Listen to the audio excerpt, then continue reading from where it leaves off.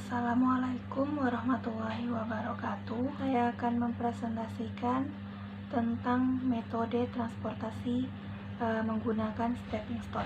Kita akan masuk kepada materi metode transportasi stepping stone. Definisi, langkah-langkah, dan juga contoh soal. Untuk definisinya, terlebih dahulu kita harus mengetahui apa itu metode transportasi.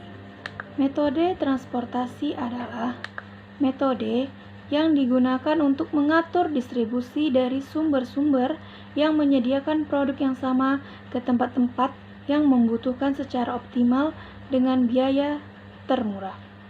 Alokasi produk ini diatur sedemikian rupa karena terdapat perbedaan biaya-biaya alokasi dari satu sumber ataupun beberapa sumber ke tempat yang berbeda. Lalu apa itu metode stepping stone? Disebut juga dengan model batu loncatan karena dia mendistribusikan produk berdasarkan pembiayaan yang lebih murah dengan cara meloncat dari kotak-kotak matriks. Lalu apa sih karakteristiknya?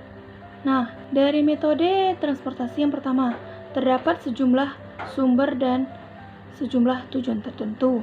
Lalu kuantitas komoditas ataupun barang yang didistribusikan dari setiap sumber dan yang dimintai oleh tujuan besarnya tertentu pula.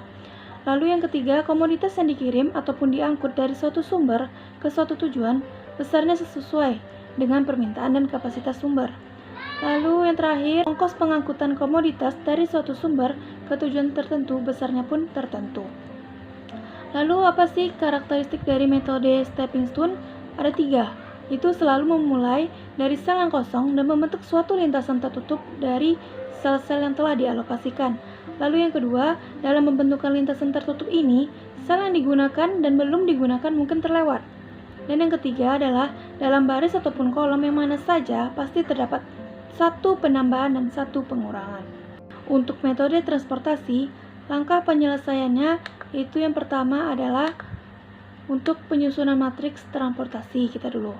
Lalu yang kedua penyusunan tabel awal dengan metode biaya terkecil sudut barat laut ataupun Vogel. Nah, yang ketiga lanjut pengujian optimalitas dengan Modified Distribution Method atau MODI atau dengan Stepping Stone Method. Yang terakhir adalah revisi. Bagaimana sih langkah-langkah penyelesaian dari metode stepping stone ini? Yang pertama itu, kita akan melakukan perumusan masalah dan menentukan alokasi barang dengan metode Northwest Corner. Lalu mencari sel yang kosong. Dengan sel yang kosong tersebut, kita dapat memulai loncatan pertama. Sesuai dengan nama metode stepping stone, itu loncatan pertama pada sel yang terisi dengan searah ataupun boleh berlawanan dengan arah jarum jam. Lalu yang ketiga, lakukanlah perhitungan biaya pada sel yang kosong. Lalu, perhitungan dilakukan dengan cara menghitung biaya sel yang kosong terlebih dahulu. Beri tanda positif, selanjutnya negatif, positif, negatif, begitu seterusnya. Lalu langkah selanjutnya adalah apabila telah bernilai positif, maka solusi awal kita itu mencari hasil biaya transportasi optimum. Tetapi jika masih terdapat nilai negatif, maka kita cari sampai yang paling kecil. Lalu langkah selanjutnya, alokasikan produk dari nilai negatif terbesar dengan melihat langkah pada nomor 4. Lalu langkah selanjutnya adalah lakukan langkah yang sama dengan mengulang langkah nomor 2 sampai hasil cari itu betul-betul tidak ada yang bernilai negatif lagi. Kita masuk kepada contoh soal. Itu perusahaan memiliki 3 pabrik yang berada di W, H, dan P kita beri nama, sedangkan produk tersebut akan kita distribusikan ataupun kita alokasikan ke 3 gedung penjualan, yaitu dengan kita beri nama A, B, dan C. Lalu kapasitas pabrik, kebutuhan gudang, dan biaya pengangkutan dari tiap pabrik, kita buat tabelnya sebagai berikut. Berapakah total biaya optimal yang harus kita keluarkan perusahaan dalam memenuhi kebutuhan ketiga kota tersebut? Penyelesaiannya, langkah pertama, kita melakukan dulu tadi menggunakan metode Northwest Corner. Sebelumnya itu kita buktikan dulu apakah dia bisa menggunakan Northwest Corner ataupun tidak. Cara membuktikannya adalah melihat jumlah penawaran ataupun permintaan itu sama atau tidak. Jika kita lihat jumlah dari penawaran dan permintaan dari sama, yaitu sama-sama 200 ton. Jadi kita bisa menggunakan metode Northwest Corner. Nah, inilah tabel biaya yang akan kita cari. Untuk mengisi langkah-langkah yang kosong tadi, bagaimana caranya?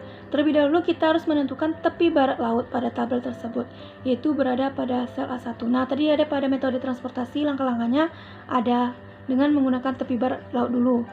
Itu yang pertama, kita berarti tepi barat laut berada di sini. Nah, pertama untuk menghitung A1, kita mencari dulu nilai terendah dari permintaan gedung A dengan persediaan ataupun penawaran di pabrik W. Nah, dilihat mana nilai terendah dari 90 dengan 50.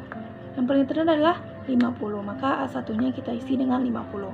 Persediaan pabrik W itu 40 sementara, karena berapa 50 dari 90, berapa lagi? 40 lagi kan. Lalu kita mencari B1 lagi, itu sama dengan sebelumnya, menghitung pada sel B1 kita mencari nilai terendah dari permintaan gedung B dengan penawaran di pabrik W. Kita lihat tadi sementara 40 dengan 110, maka yang paling kecil adalah 40. Dikarenakan permintaan gedung A dan B telah mencapai batas maksimum, maka gedung C tidak dapat lagi menerima suplai dari pabrik W. Dikarenakan permintaan pada gedung A telah terpenuhi, maka pabrik H dan P tidak perlu mengirimkan lagi suplai ke gedung A, serta permintaan pada gedung B tersisa 70. Langkah selanjutnya untuk B2 lagi. B2 itu sama pula langkah dengan sebelumnya. Kita lihat nilai terendah dari permintaan gedung B dengan penawaran pada pabrik H. Perbandingan dari 60 dengan 70 ini, mana yang paling rendah? 60 kan? Makanya kita isi 60. Dikarenakan pada B2 telah terisi, maka permintaan pada gedung B telah terpenuhi, sehingga pabrik B itu bersisa 10. Selanjutnya untuk C2 sama dengan pula sebelumnya. C2 kita cari. Untuk menghitung nilai pada sel C2, kita mencari nilai terendah dari permintaan sementara pabrik H, yaitu sebanyak 0, karena tadi permintaan sementara ini 60 dikurang 60 hasilnya adalah 0. Maka untuk sementara permintaan pabrik H itu adalah 0.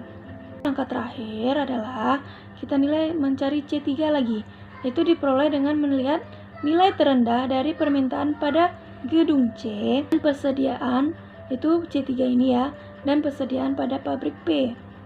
Pada 50 dengan 40, nilai terendah adalah 40.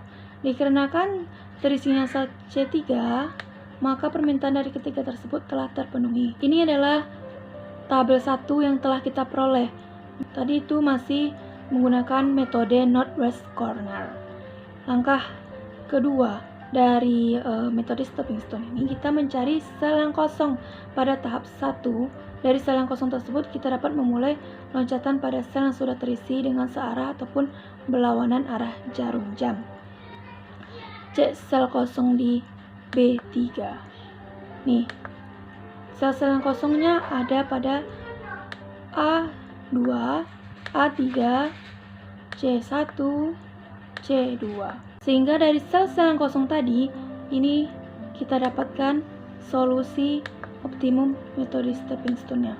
Nah, karena terdapat hasil yang negatif, maka tadi kan negatif tuh hasilnya. Jadi kita cari lagi sampai dia memang bertanda positif. Kita simpulkan tabel solusi optimum metode stepping stone ini adalah ini. Sehingga jumlahnya dapat harganya biaya transportasinya 2.260.000. Jika ada yang bernilai negatif, maka kita cari lagi sampai dia positif. Kita mulai lagi dari langkah yang kedua. Mana yang sel yang kosong? Sel yang kosong salah satunya ada di C23. Maka kita boleh berawanan arah jarum jam ataupun searah jarum jam. Didapatkan nilai alokasi tersebut ini positif 0, 10 positif, 20 positif, dan positif. Nilai alokasinya semuanya sudah bernilai positif. Jadi kita ganti nilai tersebut, nilai-nilai pada tabel ini dengan nilai-nilai pada yang telah kita hitung ini. Total biaya transportasi pada tahap kedua adalah 2.270.000. Mengetahui kembali, udah bener nggak nih nilai optimum? Kita cek lagi. Ternyata ada yang bernilai negatif. Jadi kita lakukan lagi seperti sebelumnya, dimulai dari langkah yang kedua. Tuh kita lihat tabel yang kosong tadi. Nah, yang tabel kosong kita lihat pada C1 nih. Jadi kita arahkan lagi positif, negatif, dan negatif. Kita lihat mana dari nilai tersebut yang terkecil. Kita lihat dari 30 dengan 90 berarti 30. Kita gunakan nanti untuk ditambahkan dan dikurangkan. Nah, didapatkan perhitungannya nih, sudah positif semua. Kita masukkan nilai ini ke dalam tabel yang kita loncatkan tadi. Nah, hasilnya total biayanya 1.890.000 jika diganti dengan ribuan. Karena sudah tidak ada lagi yang bertanda negatif, ini sudah positif semua, maka dari itu kita dapatkan kesimpulannya bahwasannya alokasi tersebut optimumnya di biaya 1.890.000 karena sudah bernilai positif semua. Nah, ini ada soal untuk teman-teman kerjakan. Terima kasih. Sekian dari saya. Apabila ada kesalahan saya mohon maaf. Assalamualaikum warahmatullahi wabarakatuh.